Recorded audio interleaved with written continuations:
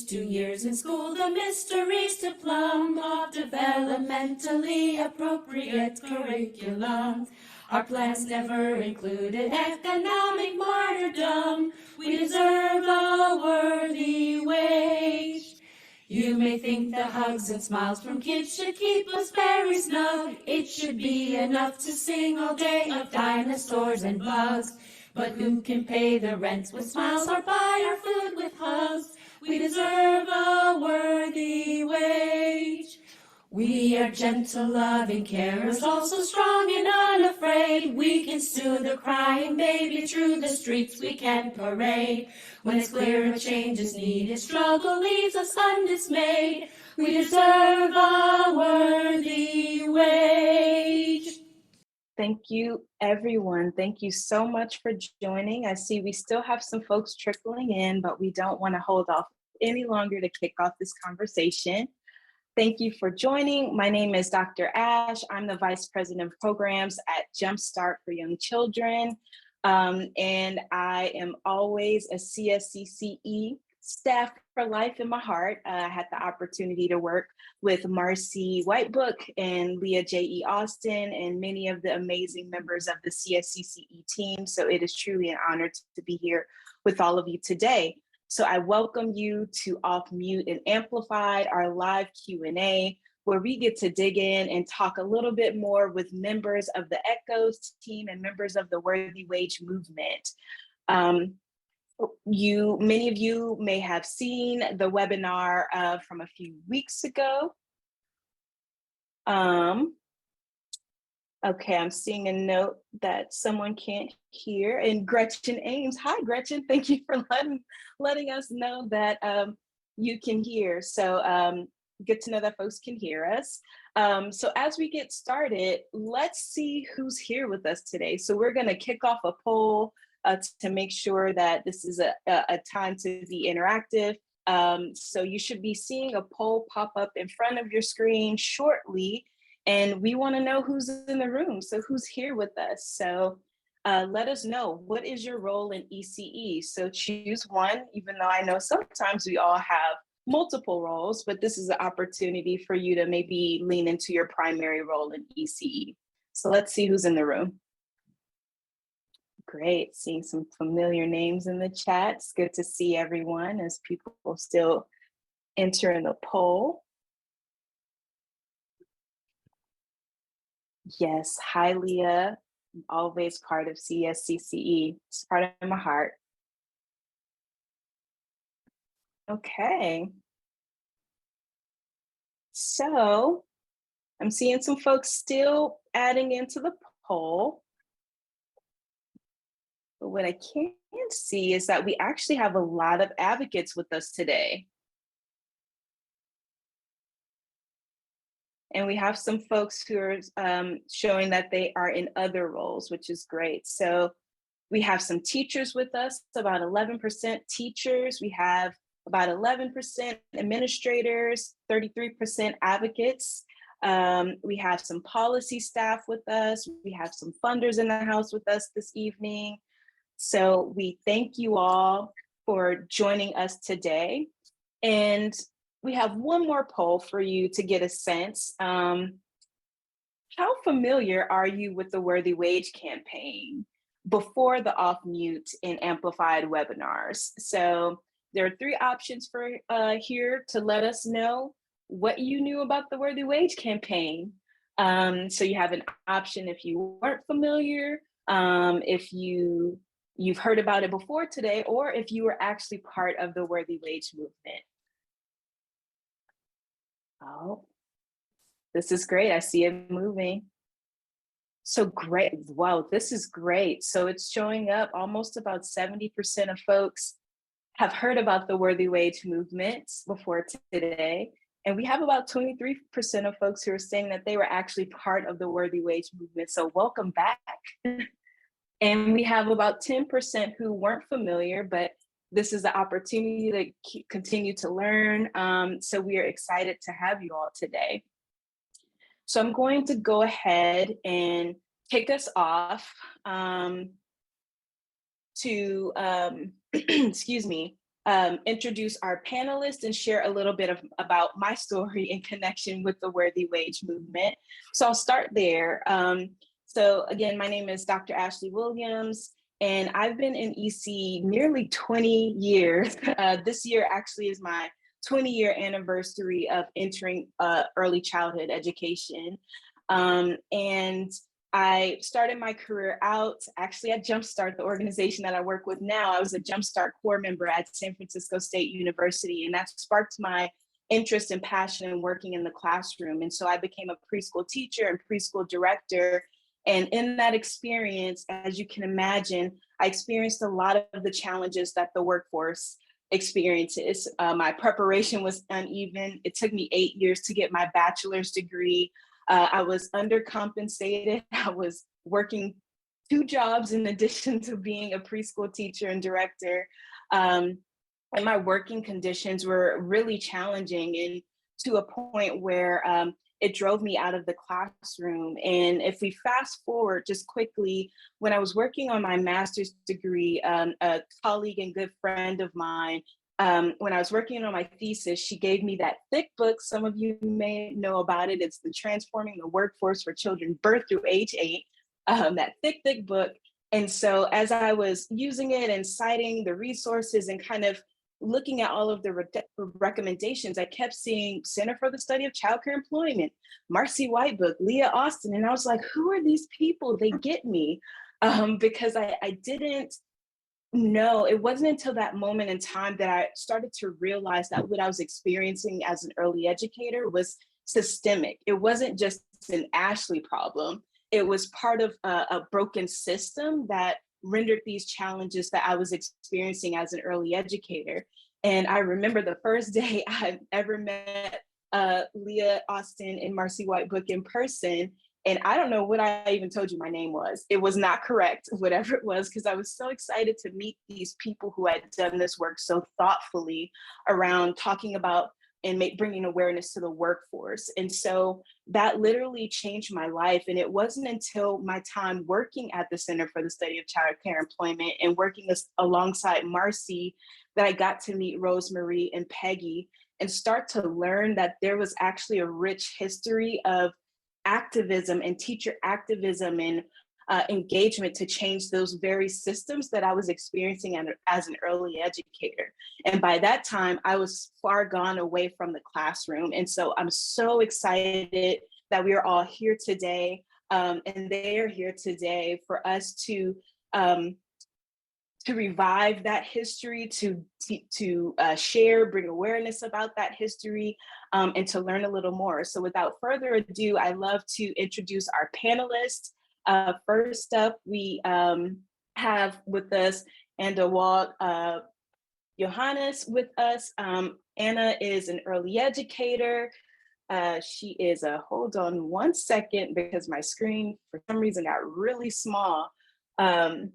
She's an early educator. She is the program manager of early care educators in San Francisco, better known as ECESF. She is a trainer and facilitator, a social justice activist, and an ECE teacher advocate. So I'm glad to have Anna with us today. And next, I'll introduce our ECHOS team.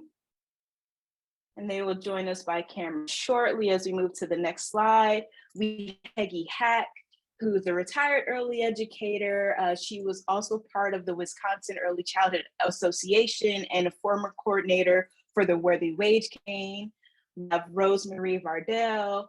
She was an early childhood teacher and program director, organizing and mentoring leader at the Center for the Childcare Workforce, and a professor in ECE at North Carolina A&T, and has retired from that role. And lastly, we have Marcy Whitebook, who is an early educator and compensation activist. She was the founder of CSCCE and is now the director Emerita. And she is a researcher and historian focused on ECE. So I'm excited to welcome these 3 amazing members of the ECHOS team with us. And lastly, want to shout out on the next slide some of the members of the ECHOS team who are here with us today, but not serving on a panelist capacity, but want to shout out to Claudia, Sylvia, Barbara and Rachel. Thank you all for your work and all of your efforts to keep the story and the work of ECHOES going. So without further ado, I would like to pass it over to the ECHOES team to kind of walk us through. Our first question as we kind of launch is, what is ECHOES and how did it come from your experiences as educators and activists? So I'll pass it over to Marcy, Rosemarie, and Peggy. Hi, everyone, and nice to know that there's some names I recognized on the list. And thank you, Ash, and everyone for getting us to this point. You know, in many ways, I think the way to understand ECHOES is that in the 70s and 80s, you know, and beyond that, people like Rosemarie, Peggy, and I were all working in childcare, as were many people, you know, all around the country, and all of us were in confronting the fact that our systems were underfunded, our pay was terrible, but we didn't know that was systemic, because when we were prepared to be teachers, nobody ever told us you're going to make terrible pay, you know, you're not going to have enough bad working conditions, and they didn't ever tell us there was anything we could do about it. And so what ended up happening in several different communities across the country, we came together. I mean, in our communities, we came together, and by luck, we ended up finding each other as time went on and trying to understand why is it like this? We wanted to understand our roots. Why is the system, does it keep us from doing what we want with children and families? It makes it so hard for us to earn a living wage. And we started to try and uncover some of that history ourselves. And I happened to be in a group in Berkeley, but people were doing that in different communities around the country. And I was in a group of teachers in Berkeley and San Francisco came together, and we actually made a slideshow on the history of childcare, which now is a little embarrassing to watch. But in any event, it was like, in some ways, that was the precursor of ECHOES. And ECHOES really is the next generation, if you will, of the early movement of we as teachers and educators came together to teach ourselves our history and understand why the system was so poorly funded, why our jobs and working conditions were so bad, why there were these racial disparities in so many of the programs we could see. And also there was just generally this idea that education was more important than childcare. So those were the kind of inequities we were discovering. And as it turns out, and what ECHOES does a lot to look at, is that those enduring inequities have been, it's a 21st century version of, with online, you can see it, of trying to learn more about the enduring inequities and to look at what happens in different periods of time, starting in the late 19th century up until the present, what have been the issues that have affected early care and education and the workers and what parents and families had. And so we invite you to look at those, critical junctures. But also the other thing we did when we came together is we decided that we really wanted people who are working now to know our history, because for us, learning our history helped us to really understand what it would take from us as activists to try and change the system. And so that's what Peggy is going to talk about in a second. But all to say is that, but the history that we had learned actually had a lot of gaps in it, because it was basically the history that had come to us from basically people in positions of power, mostly white people. And it didn't really talk about what were teachers' experience. It didn't look at, it kept a lot of people out of the stories of what was going on. So we were dedicated to, when we did ECHOES, we were going to focus on people who have worked in early childhood, activists in different periods of time, and particularly focus on people of color, immigrant families, and also working class, or people who are earning low wages. And so you'll see on ECHOES, there's a whole section on that Rachel did, actually, most of it, on the Black women's clubs and Black women activists who tried to improve the early childhood in the early 20th century. There's things about the compensation movement from the 1970s up until the end of the 20th century. And also we have a section on people who are doing organizing today. So we invite you to look at all that, but this is just to say is that ECHOES is really an attempt to make sure that people now who are working in early childhood or working to make it better can understand why we are in the position we're in and what it is that we can do about it. Or what if people tried to do about it? Right. Yeah. And I'm just going to add just a little bit to that. So the experience of Rosemarie and Marcy and I. And so we feel like the webinar we did really focused on that specific time period, although I learned so much by doing this project about our earlier history. But we feel like we can speak pretty authentically to that time period because we were living it at the time. And we wanted to just share with you that there were 4 overarching strategies that characterized the movement. And we exemplified those 4 strategies with the archives that we had access to. Now, we know that there's a lot more archives out there. Probably there's some people on this call who have archives that they could lend to us at some point.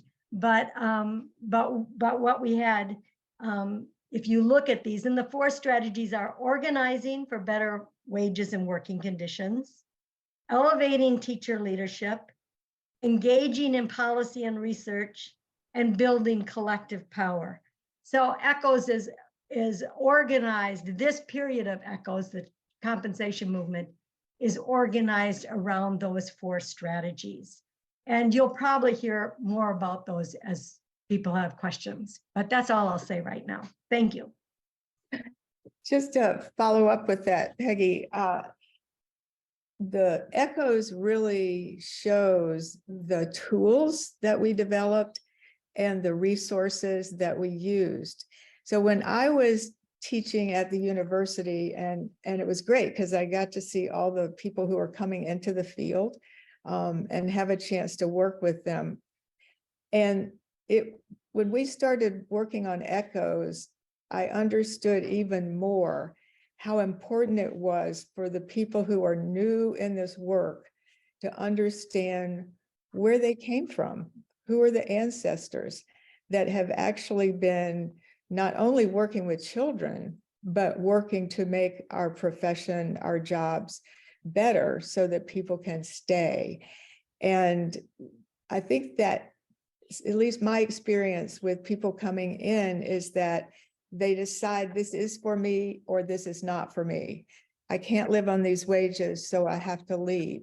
And so the campaign was about helping people see how they could be engaged in changing that.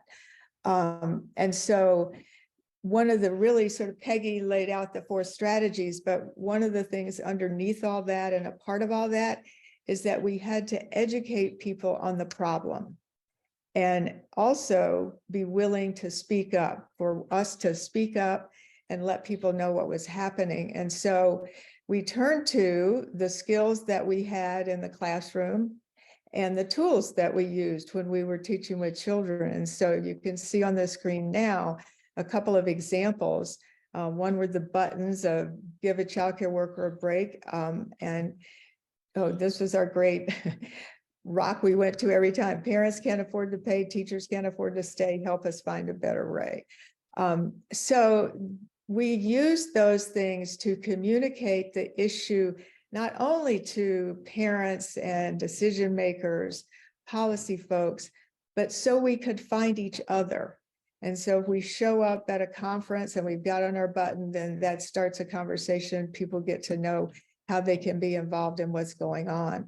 And so in ECHOES, you will see so many examples of the kinds of things that we were doing during that time to really help people understand that teachers compensation and working conditions were directly connected to the quality of care for young children.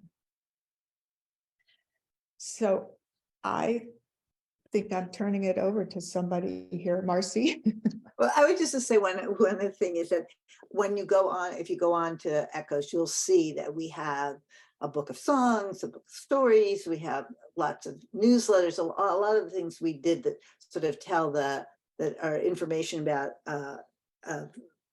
of the compensation movement. But one thing I didn't say when I was talking about ECOS is we see ECOS as an evergreen project. And what we mean is not a tree, but what we mean by that is that it's not done. I mean, we've done, you know, a lot of historical work and we talk about different eras, but there's so much more to do. And we think that it'll be something we'll be adding to over time. And, you know, and right now it seems like there's a lot of activism and that's emerging. So there may be, you know, another movement that'll then be the focus, or there may be something from a period that we haven't written in depth about yet. So we just wanted you to know that we don't think of it as done, but it's something that we've begun and we're glad about what we've done, but there's much more to be told. And there's a lot of information on the site that tells people about different states. And that's really important to just realize, is that the story of what happens in states is really different because of the politics of the states. And so, you know, that's another thing, we try to give information about what was happening in states at different points in time in the history. Thank you all so much. And I think we can close out the slide so we can see each other in big squares and be together. So great, here we are. So thank you so much. And I think what you all are saying, I think it really clearly demonstrates ECOS as a tool that can really be used to empower the workforce, right? But I want to kind of take us into digging into a little bit more about your story. So in the webinar recording that folks watched over the last 2 weeks, you all talked about the compensation movement for worthy wages for early educators. And this movement was critical in bringing national attention to the key ways that the workforce was being devalued through low pay and poor working conditions. Can you tell us about the distinct and intentional strategies and creative ways that you all use to bring awareness to this cause? So can you talk a little bit more about that? Sure. I'll kick this one off. You know, so I think the fun about the ECOS website, first of all, is just to really explore it, because there's a lot of fun things on it. And I think that's what I want to say about our strategies. You know, at the time, I would have defied anybody who belittled my profession by saying all we do is play all day with kids. But in fact, we knew the value of play. We knew it really firsthand. And so we brought it to this justice-seeking work of improving our wages and working conditions. We knew that play opened people up to possibilities and new learning, that play helped build relationships, that play brought out creativity and invited creativity. And those things were all really critical to how we really moved this movement. And because we all had this kind of same thing, despite the fact that we were initially different groups in different part of the country, we were playing in kind of similar ways.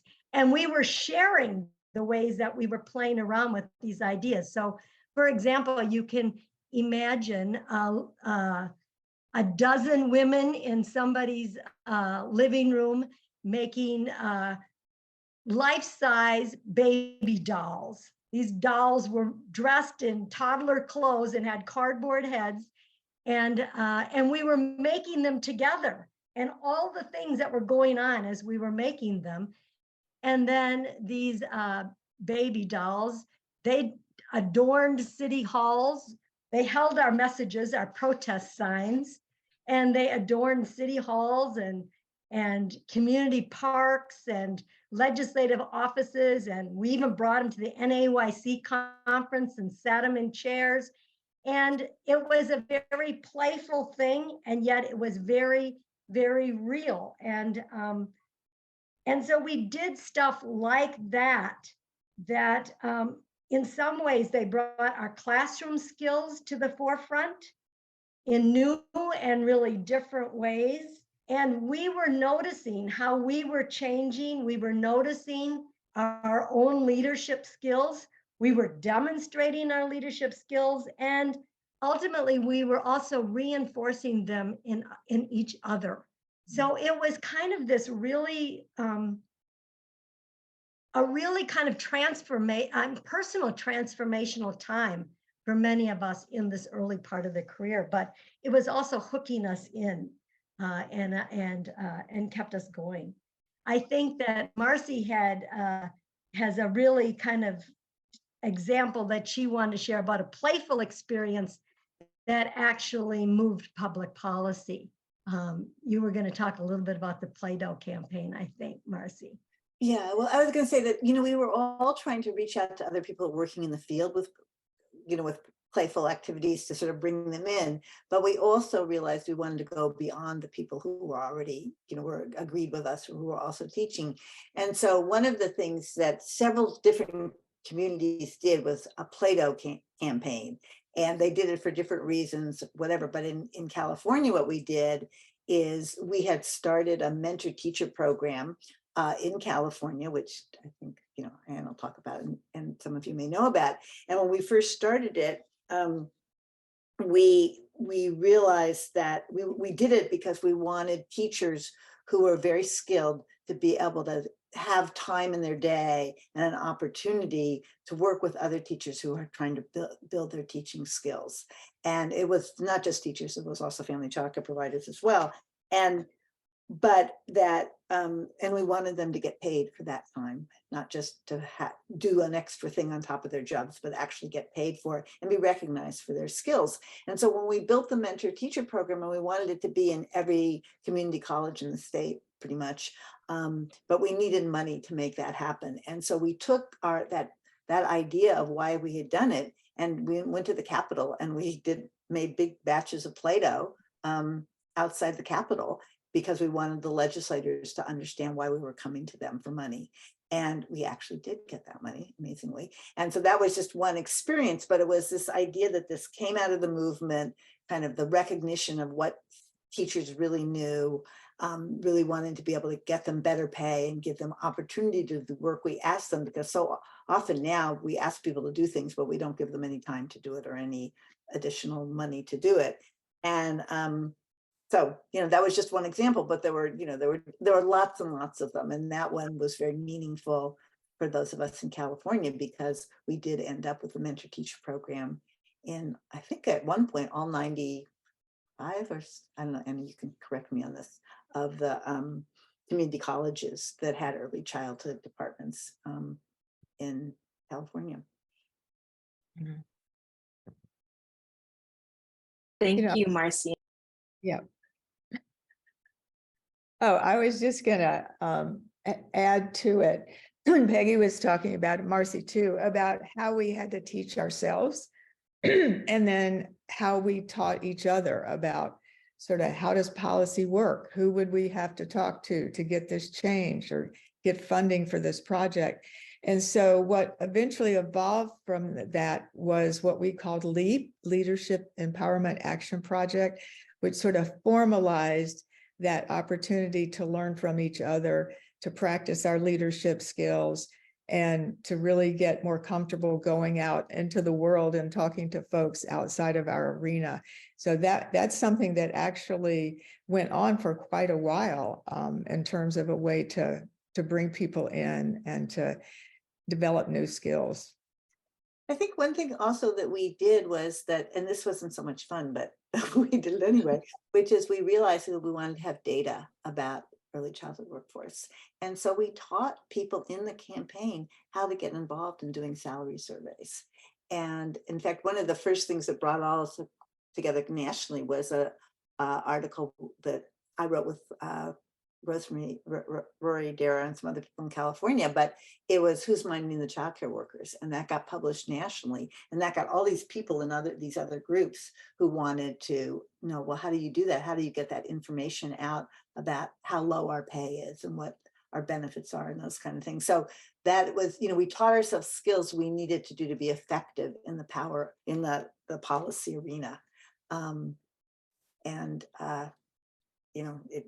Some of us went on to doing that for a long time, but and a lot of other people came into that. But I think we realized that being able to write and to do things like research and those things were also ways to build our leadership skills and our policy skills, because we were communicating about what we knew to be the truth of what was going on for us.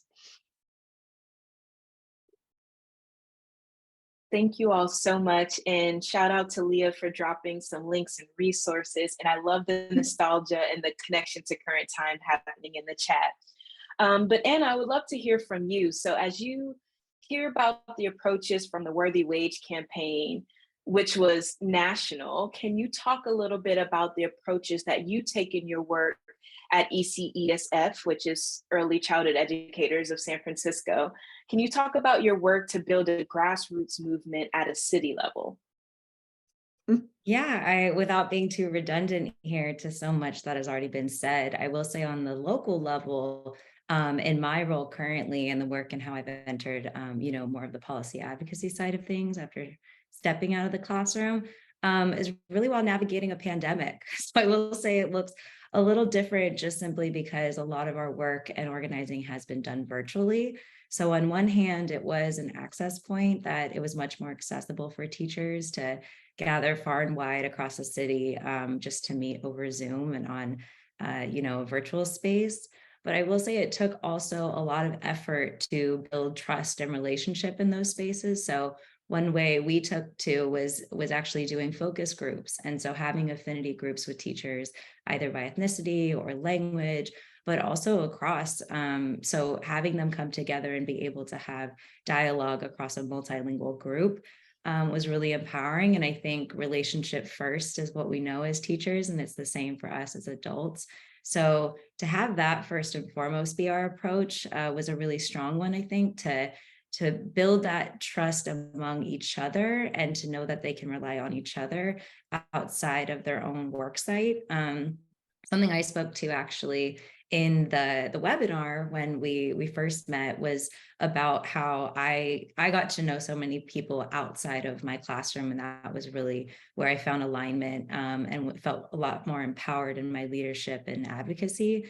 And so I'm hearing a lot of that from the teachers as well as we organize, that being able to talk to like-minded teachers and individuals in these spaces has really empowered them to talk to teachers at their site and to spread the word amongst their colleagues. So it really grows like wildfire, or spreads like wildfire rather, when you see that and when you hear that from educators.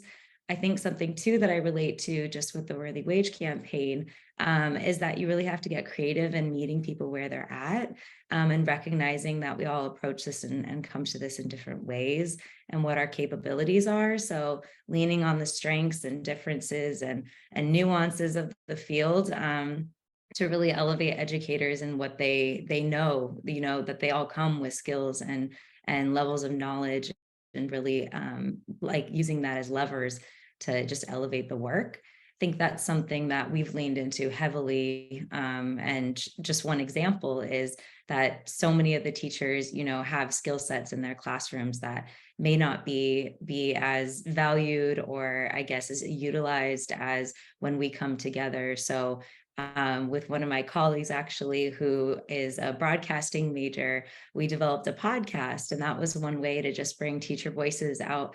And we didn't know who was listening, but it was one of those skills, in her back pocket that while she's an amazing educator, we also knew that we could use other tools in our toolbox to elevate teacher voice and get the word out. So I think it starts with a level of awareness building and starting where you're at, and then also just leaning on others to learn more and hear more from each other. So our organizing has been virtual. It's moving more in person now, which is so great.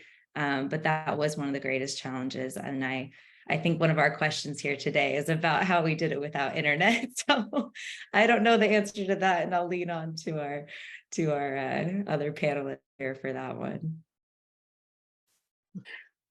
Yeah, I think let's get into that, Anna, because as you were saying that about like mobilizing folks via the internet and during a time of the pandemic where we couldn't be together, that is a great question for us to lean into. So while we kind of spin this section, some folks submitted some questions as you registered, which was great. So we'll spend a little time there to give you all that are here with us today some time just to go ahead and drop your questions in the chat.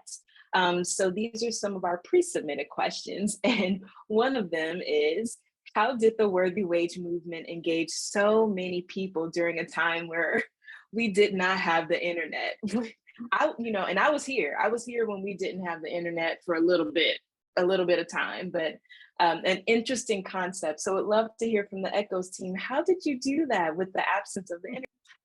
Well, it's funny because many of the things people have been saying about connecting with other people is how we did it. But I think when, this started in the 70s and 80s. And so we didn't have the computers, we didn't have mobile phones, we didn't have the internet, but we didn't have a lot of other things. Most of us couldn't afford to make long distance phone calls. I mean, we had a lot of challenges, but what we did have is time to meet with each other and go to meetings and talk to people. And much of the way you're saying that you're doing now is like we would meet with each other, but we had to also get to know people, not just in our own groups, but other people in our state, perhaps. And we would meet, some of us met at NYC meetings or different meetings.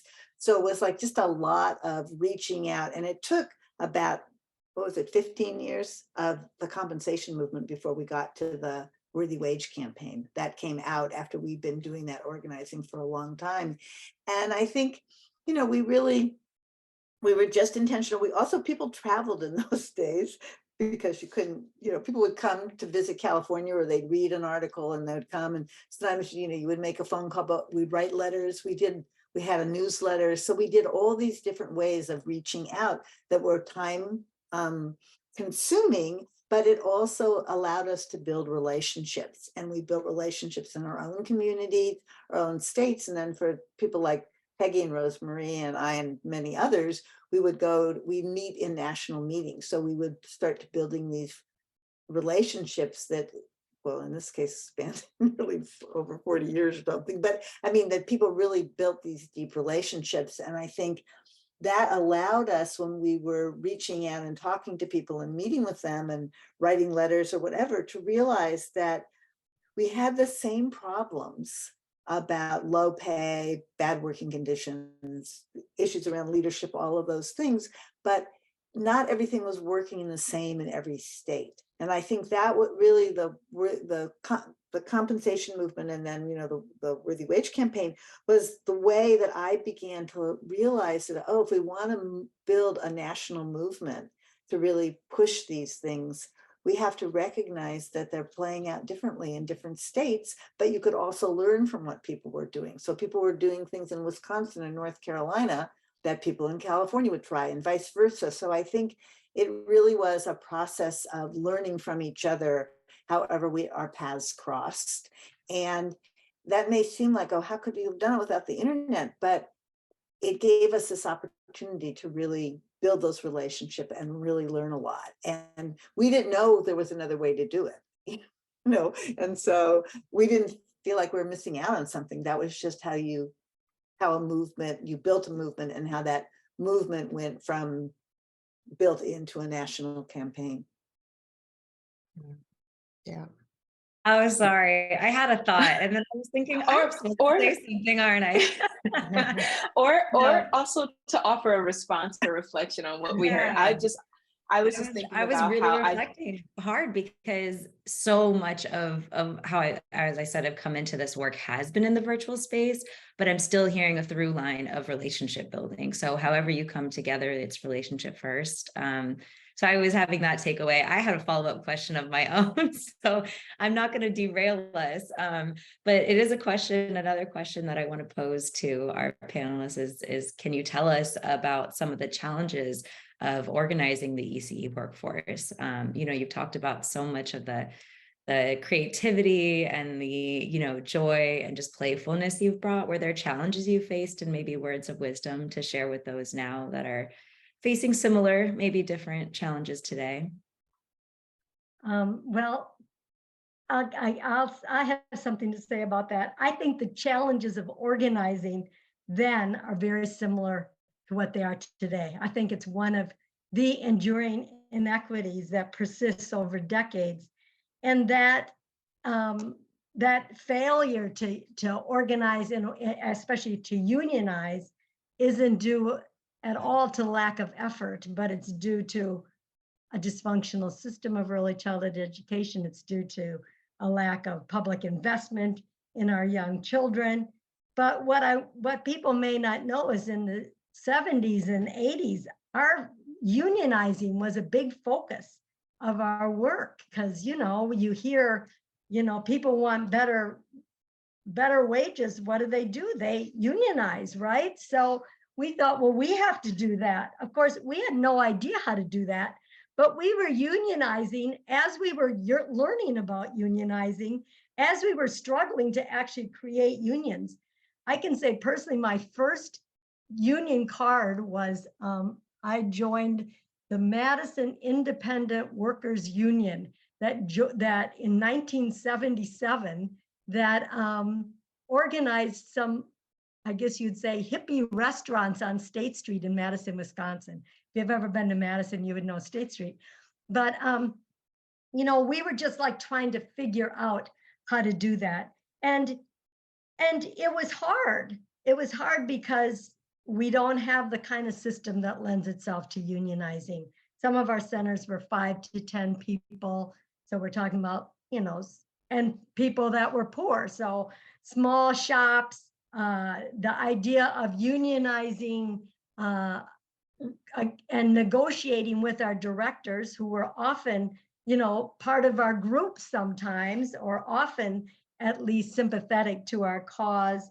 And we didn't have much money. So we weren't that attractive to unions, to be honest, but there was success in unionizing, and people can dig into the archives, and especially in California, and especially in Boston and Washington State.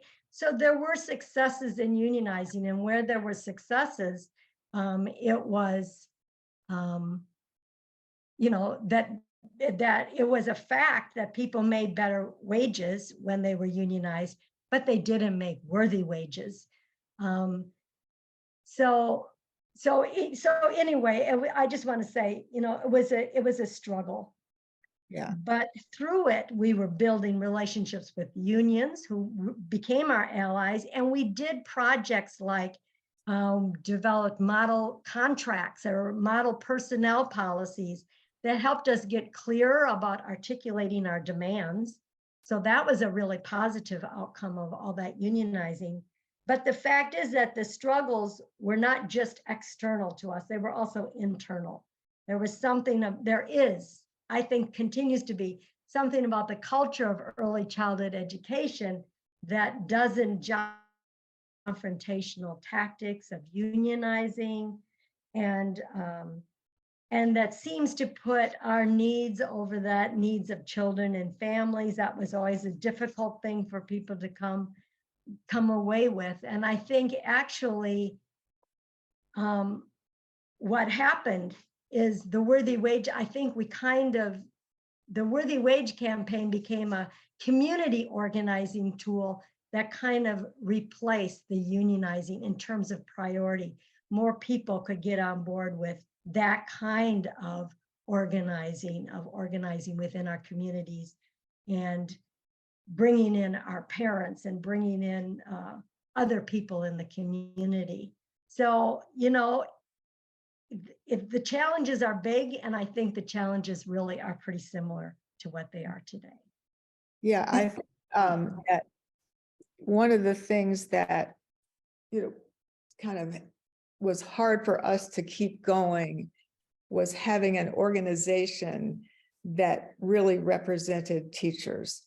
And we had ways that we could actually use that to make some improvements, but that was hard to sustain. I mean, there was CCEP and Center for the Child Care Workforce, which gave us that kind of home, if you will, for the work, and a place for people to identify, find each other, see what was going on across the country. But that just couldn't be sustained in the place that we were in at the time. And I would just say there were also things that around trying to organize that we were impeded by some of the policies around organizing, like people in family childcare could not organize. They just didn't in that era. And so that excluded a lot of people who were in the movement. It also, we had a big turnover problem. So in California, people were trying to organize a kinder care in the Bay Area or the Bay Area. And, by the time you get people to sign up to do it, they had left because, there was the underfunding drove turnover was just a terribly difficult problem. And I think the other thing is that we had people who actually actively worked against us. So in California, when we were trying to organize kinder care, basically the NLRB, National Labor Board, basically said we had to organize every kinder care in the whole Northern California, from the Bay Area up through the Northern California. Well, there's no way when you're going from one center to the next that you can get all the people to sign cards and all be part of a group when people are leaving all the time. So I just think there was just a way in which the laws about how we could change things and the issues around turnover and staffing and the underfunding and just the things that worked for one group and didn't work for another, really, made us have to really think differently about a strategy that we could pursue that would bring a lot of people together. And that's kind of how we ended up. That had a lot to do with why we ended up with the Worthy Wage campaign. So yeah, there were challenges. And many of the policies, the other challenge I would say is when we'd win a policy somewhere, you would think, okay, we've got that now. And then lo and behold, something will happen and we would lose it. And I think that was another thing that I think it's pretty hard to live right now in the country, not see that that's going on in a lot of places. But that was really, really hard because we realized we worked so hard and people are really gung-ho early childhood right now. And then all of a sudden we're those people who don't care about children. We just care about money and we're not interested anymore because there's no more money. So, it was just a lot of things that made it hard. Thank you. I think sharing those realities and just kind of the challenges and hardships also sheds light on that we're in it for the long haul, right? That we can celebrate the small wins and take the small baby steps towards progress, but sometimes we don't even see the fruits of our labor. Or as you said, we work really hard on something and then turn right back around and we're fighting for it again. That's something we're experiencing right now in San Francisco. So that's why we have to have history projects, right? Yeah, exactly. To know our history, so we can say, we are in this for the long haul. That's like totally. That's just the way it is. Mm-hmm. Thank you. I'll turn it over to Ashley. I think we're going to do some live Q&A. Yeah. And I'm looking at time and it's ticking away, but just that little bit, I think that adds on to a question that just popped up in the chat from Leah. It's addressed to you and I, Anna, but I think it fits nicely with just where we're going here. And the question is, what do you see as the value or importance of learning this history to your work in advocacy today? So I can start, and there's my alarm, making sure we stay on time. I think the value of, for me, learning about ECHOs and learning that we've had ancestors who are educators and activists and advocates who have contributed to systems change throughout our history, for me, I think that was empowering, one, just to know, to have that awareness, because in my experience as an early educator, it felt really siloed. I honestly didn't know there was a system. I didn't know there were people out there making decisions about my livelihood.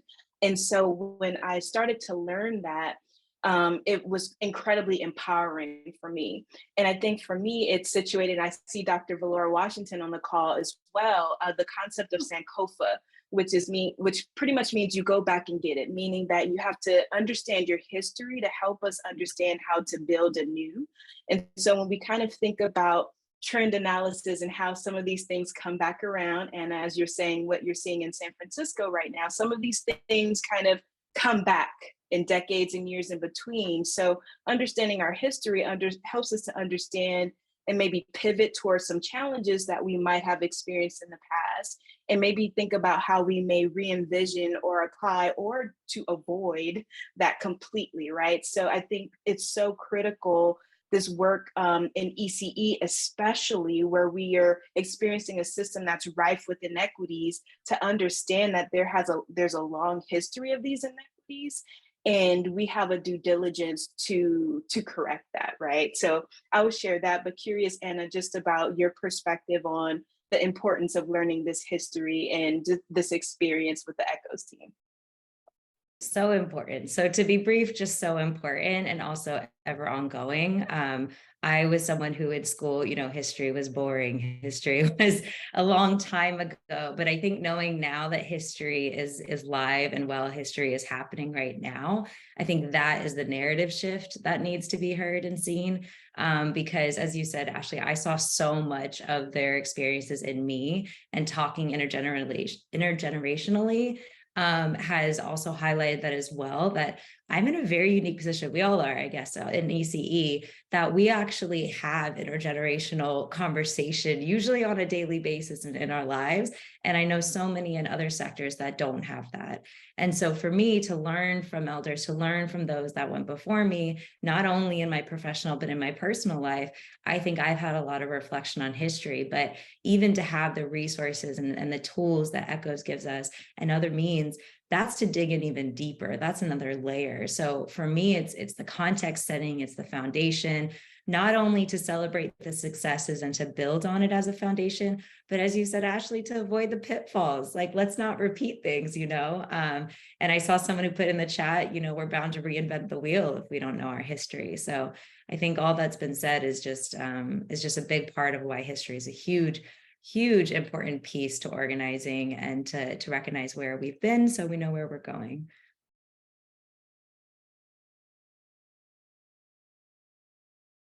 I think we have time for one more question that I can kind of lift up here. And thank you all for submitting, and we're collecting these questions as well. There's a question here from Brooke about, despite cell phones, internet, we still experience those silos, right? That, we heard from the ECHOS team and Anna in your work. What is your advice on, or thoughts about how we can have more collaboration and less competition as we learn from each other across the nation? So how do we kind of facilitate that collaborative experience? So curious from members from the ECHOS team, what you think about, how do we approach that? How do we have more of a collaborative spirit in ECE when it comes to our workforce and moving toward the systems that we need to see?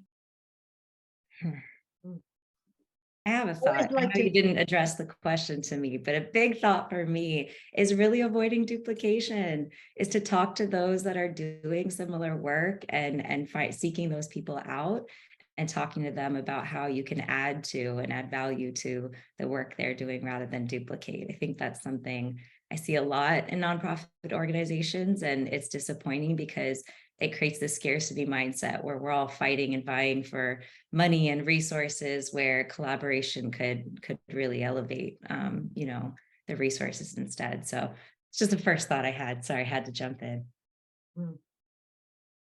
I always just think we have to find our common denominators. And there are a lot of them if we look hard and share them with each other. And, it starts with just the kids. And my heart was always, as an early educator first. I was a activist and everything else second, but I loved my work and I loved my job. And sometimes it's finding, where the struggles are similar, as well as where the successes and the joys and the good stuff is common. And there's a lot of common denominators if we look hard enough, I think. Mhm. But we have to be intentional about looking for them. I think that the history shows what happens when we can come together. And it wasn't just automatic. I mean, we had lots of conversations about what should we call ourselves, and the family childcare providers had this view. Some teachers, very different, closely held views, just even about what we should be called. But I think it's about intention.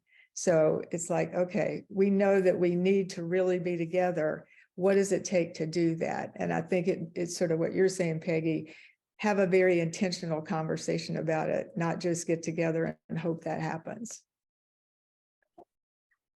I think also thinking about how you can engage in doing history with other people in your community is a way to build collaboration, because you can, find out, what happened. There's probably people in your community that were involved in different movements, and you can talk to, you can have people read things together. And in that process of discussing things you're reading about, your own history, or you're taking on a historical project together to uncover some history about your community or your situation, that gives you a place to come together to learn, and you can have discussions about it, but you're not trying to create a new thing. You're not, well, you are, because you're creating history, I guess, but it's just a way for people to learn to talk together and engage in thinking things through with each other, which I think helps to build that idea of like, oh, I wouldn't approach it that way, but I can learn something from this person. And that helps you then as you start going out, beyond, that small group. So I think it's just doing some things together that allow you to, basically start to build relationships with each other that can develop in different ways. Peggy, Rosemarie, and I didn't know each other, and then we started, we got to know each other, and that, look where that got. And there were things going on in Wisconsin and North Carolina that weren't going on in California, but that process of sort of exploring those things and learning was really, part of how we were able to then move beyond that and think about, well, how do we think about a campaign that goes national? Because we could put together those different things we were learning from each other.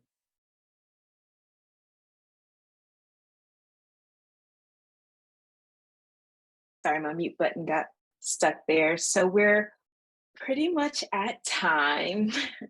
As always, time is our greatest gift, yet to get through all the work that we have together, it's a constant challenge. I do see a note here from Gretchen in the chat that if we can just take a minute or two to respond to maybe a few of us,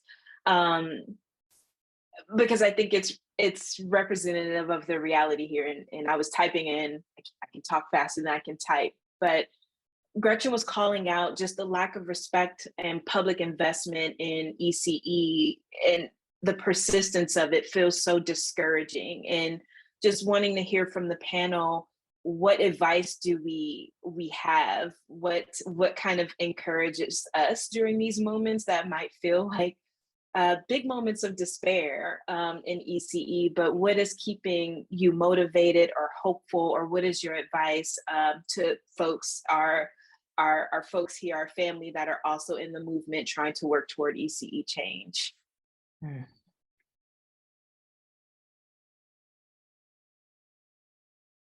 A bit of advice, I guess, just from personal experience, although those on the panel have a wealth more of experience than me, would be focusing on what's within your control.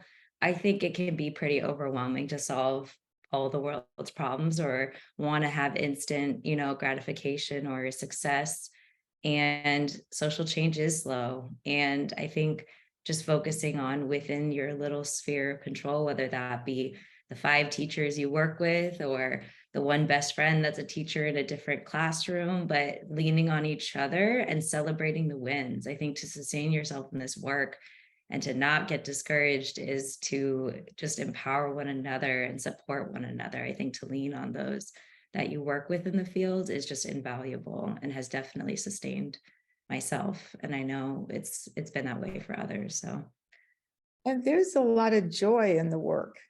It's hard and it goes on, and we sometimes wonder what difference it's making, but there really is joy in that. And I think that sometimes when we think about success, we're measuring the wrong things or we're limited in how we define what success is. So I was thinking about your experience this week, Anna. It's like, is that going to change the fact of what's happening? You don't know yet.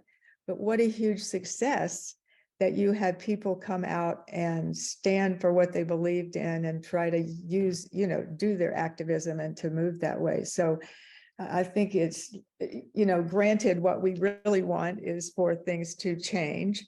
And I agree with Gretchen, it takes a long time. And sometimes my students would look at me and go, you just told us this story about the compensation movement, and now you want us to get in on that. But it's true. There is, if you look, I think that's where we sometimes can look at other social movements too. They were long and hard and still going on. And so if we can draw some parallels, that might be helpful too. I think it is part of why we have to keep, some of this work has to be playful. Some of it has to connect with the heart we have for working with young children. And part of it has to do with continuing to have intergenerational conversation. I find the most hope in young people who are still doing this. And I'm thinking, wow, there's somebody behind me taking on the banner. There's a lot of, we should take hope in that there are still people doing this work. And there are people that are burning out, and maybe they'll come back and maybe not, but maybe they'll attack this problem from a different angle. I think there's room for lots of people in this movement now. And I want teachers to always be centered in the movement, but I think there are room for lots of people to kind of find their place and find a way to work with us. And yeah, celebrate successes, keep some play in what you do, keep talking to people, especially young people if you're old, and old people if you're young. And I think I also would just say is that for me, one of the things that gives me hope is learning the history has given me hope, because I've realized this isn't about things we did wrong or that it was systemic. And as my understanding of how deeply systemic it is, that doesn't make me happy, but just knowing that history makes me go, oh, I'm glad. I always wanted this, what I set out as a person in my 20s, this is what I wanted to dedicate my life to, was good early childhood education. I didn't say it that way in my early 20s, but that's what I wanted to do. And the fact that we've done it, it kind of makes me feel like, and there's this new group of people who are talking about it and there's this interest in it, it makes me feel like, oh, we didn't waste our life. And that if, it's like we can help, we can still make a contribution and keep going. And I just want to say, because even though I complain a lot about technology and internet and all of that, is that it's so much easier to get historical information now than it was way back when, because, and that's one thing that came out of COVID. So many things have been made available online. So there's just a lot more information at our disposal too, which I don't know, that's like, I just think that gives me a little hope too. Just the people who are interested, but there's ways for people to keep learning. And there's a lot of things we can uncover and learn, which people are doing around so many different areas that we can participate in. That whole issue of respect for the work that we do is so, it is 100 years old, right? People haven't respected this work. And I just keep thinking, any one of us that sees anybody disrespected in the work needs to stand up. And when our established leadership is asking for teacher voice, they have to be open to teachers' angry voices sometimes, or teachers' despairing voices sometimes. And to really hear our voices means that we have to ask people to really listen to what's going on. Because I really think the fight for respect was as keen as the fight for worthy wages at the time, at our time. Stand up, fight back, somebody said. I like that. Yeah. And a lot of Put it people on a don't like baby us doll and because put it in your legislators' offices. And that's why you need your friends, because there were a lot of people who did not like us fighting for what we thought was right and let us know that in every which way. But we had each other to kind of get through that and keep going. Yeah.